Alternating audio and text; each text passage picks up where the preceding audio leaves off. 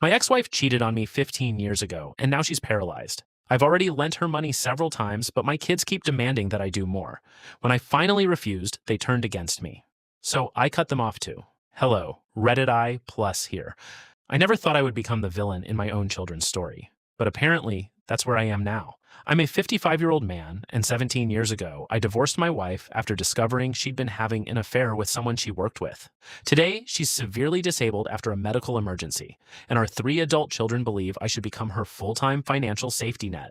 I've already given her tens of thousands of dollars. I've paid medical bills, I've helped with rehabilitation, I've covered expenses I was never legally responsible for, and somehow none of that counts. According to my children, I'm still the selfish ex-husband who is abandoning their mother when she needs me most.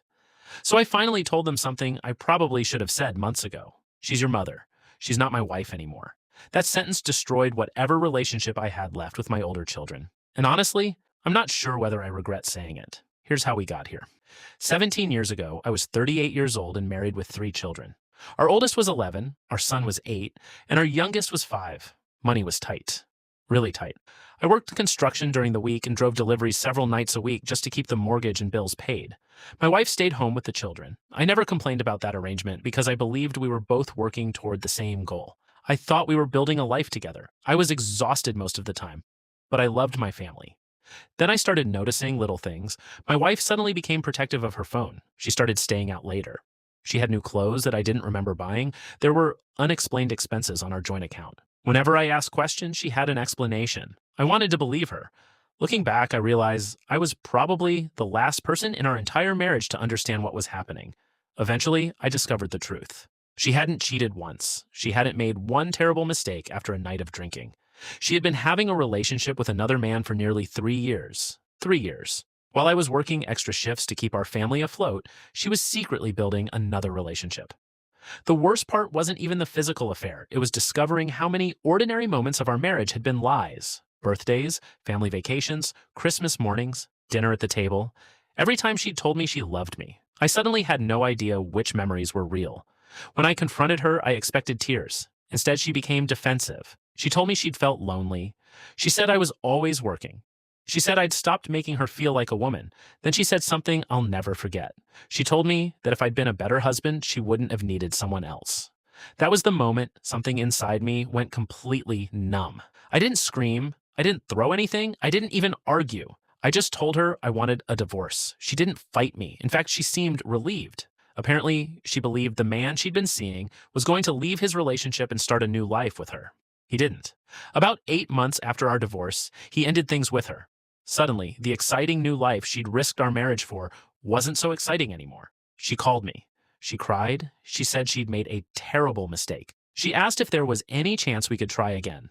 I remember sitting in my car listening to her and realizing that I didn't feel angry anymore. I just felt nothing. Whatever love I had for her had died the day I discovered the affair, so I told her no. From that point forward, I focused on my children.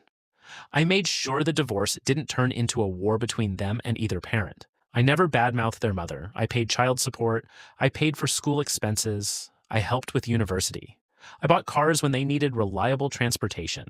I showed up to graduations. I attended birthdays. I took them on trips. When one of them needed money, I usually helped.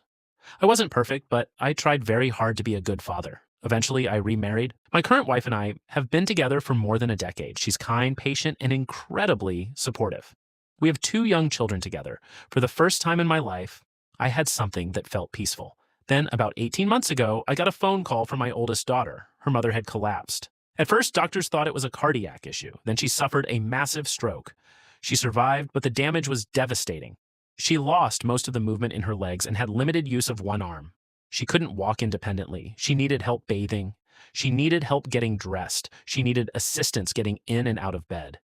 She couldn't safely use the bathroom without someone nearby. My children were terrified.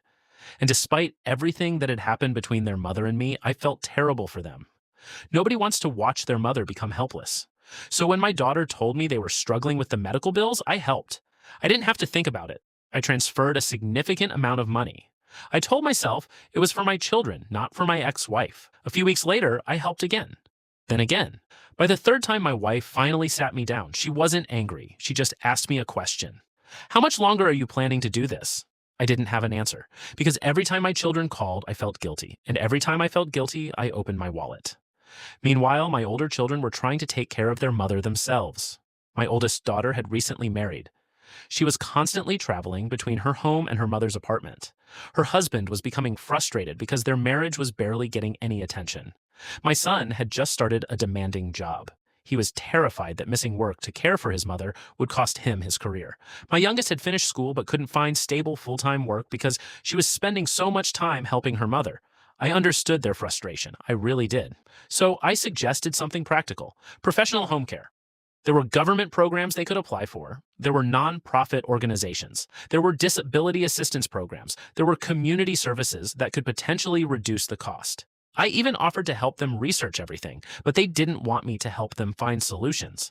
They wanted me to become the solution. My daughter said, "Dad, you're the only one who can afford it." I told her that wasn't true. I could afford to help. I couldn't afford to completely take over another household. There's a difference. I have 2 young children. They're still in school. My wife and I have a mortgage. We have tuition expenses coming. We have insurance. We have retirement savings we're trying to build. We aren't rich. We're comfortable because we've worked hard and lived within our means.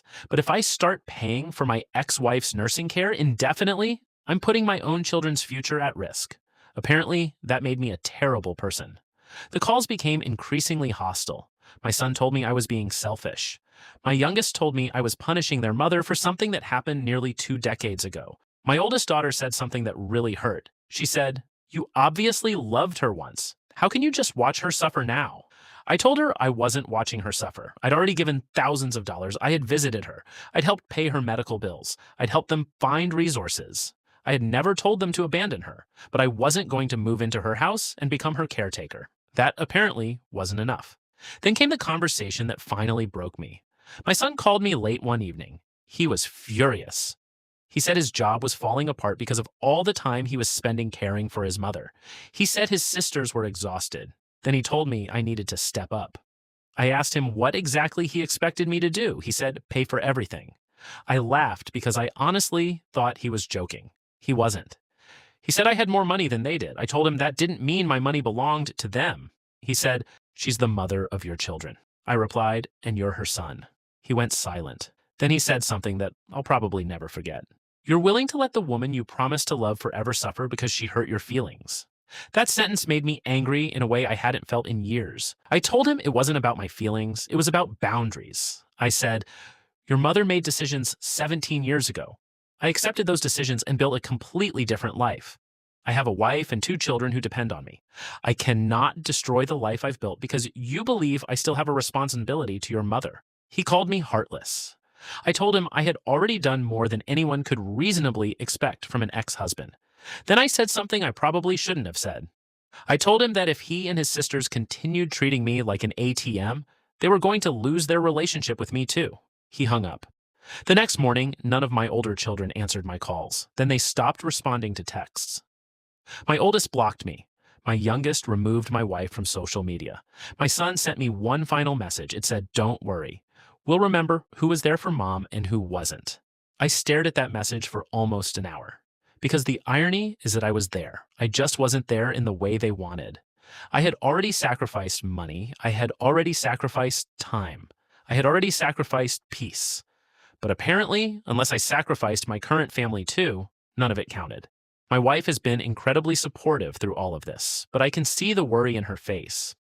She's afraid I'm going to keep giving money until there's nothing left. She's also afraid my older children will eventually convince me that I'm a bad father, unless I keep paying. And that's the part I'm struggling with. I love my older children. I don't want to lose them. But I also refuse to make my younger children pay the price for a situation they had absolutely nothing to do with. My ex-wife didn't choose her illness. She didn't choose to become disabled. And I don't blame her for being sick. But her illness doesn't magically erase the history between us or create an obligation that no longer exists. If she had been a stranger, everyone would understand that I could offer help without becoming responsible for her entire life. But because we were married once, everyone seems to believe I'm supposed to sacrifice everything. I haven't spoken to my older children in 3 weeks. Nobody has asked how my younger children are doing. Nobody has asked how my wife is handling all this. They only ask whether I've sent money. That's when I realized something painful. Maybe they aren't angry because I abandoned their mother. Maybe they're angry because I stopped rescuing them. And now I'm sitting here wondering whether I did the right thing. Part of me feels guilty, another part of me feels relieved. I know my ex-wife is suffering. I know my children are overwhelmed. I know they need help. But I also know I spent 17 years rebuilding my life after she destroyed our marriage. I don't want to spend the next 10 years destroying that new life because everyone expects me to return to a role I left 17 years ago. So, Reddit, I need an honest answer. Am I being cruel for refusing to become financially responsible for my disabled ex-wife? Did I cross a line when I cut off my adult children after they repeatedly demanded money?